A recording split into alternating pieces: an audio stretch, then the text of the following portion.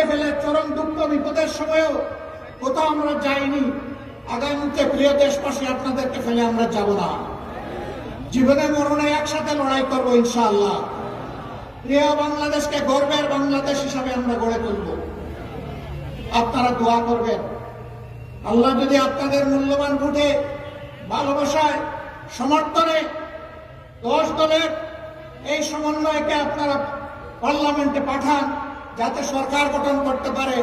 আমরা কথা দিচ্ছি, শুধু নদীর জীবন ফিরে আসবে না, মানুষেরও জীবন ইনশাআল্লাহ প্রাণ চঞ্চল হয়ে ফিরে আসবে। আমরা এই উত্তরবঙ্গের চেহারা মহান আল্লাহর উপর ভরসা করে বলতে চাই, বদলে দেওয়ার জন্য 5টি বছর যথেষ্ট হবে ইনশাআল্লাহ।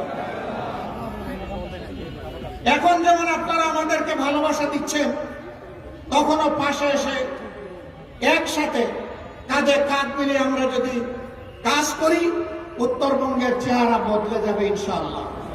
এ মাটি উর্বর, মানুষ পরিশ্রমী, এই এলাকা পেছনে থাকার প্রশ্নই উঠে না। ষড়যন্ত্র করে, বঞ্চিত করে পিছনে রাখা হয়েছে। স্বাস্থ্য সেবার জন্য হন্যে হয়ে দৌড়াইতে হয় রাজধানী ঢাকায়। এ সামর্থ্য সকলের নাই। যাওয়ার পথে রাস্তায় অনেকের মৃত্যু হয়। এ অবস্থা আমরা দেখতে চাই না। আল্লাহ তাআলা আমাদেরকে এই দায়িত্ব দিলে 18টি মানুষের 64 জেলার কোথাও মেডিকেল কলেজ বিহীন থাকবে না। পঞ্চগড়েও মেডিকেল কলেজ হবে ইনশাআল্লাহ। মানসম্মত সেবা এখানেও নিশ্চিত করা হবে। বলবেন এত টাকা কোথায় পাবেন? ওই যে চুরি করে আমাদের 28 লক্ষ কোটি টাকা বিদেশে নিয়ে গেছে, ওগুলো ওদের পেটের ভিতরে হাত ঢুকে আমরা বের করে আনবো। আর আগামীতে কাউকে আর চুরি করতে দেওয়া হবে না। আমি বিশ্বাস করি আজকের এই জনসভায় শহীদ পরিবারের সম্মানিত সদস্যরা আছেন, জুলাই যুদ্ধের আছেন, 71-এর বীররা আছেন। আমরা আপনাদের সকলের কাছে ঋণী। আমরা সর্বশক্তি দিয়ে আগামীতে দেশ সেবার সুযোগ পেলে, সরকার গঠনের সুযোগ পেলে আপনাদের ঋণ পরিশোধ করার চেষ্টা করব ইনশাআল্লাহ।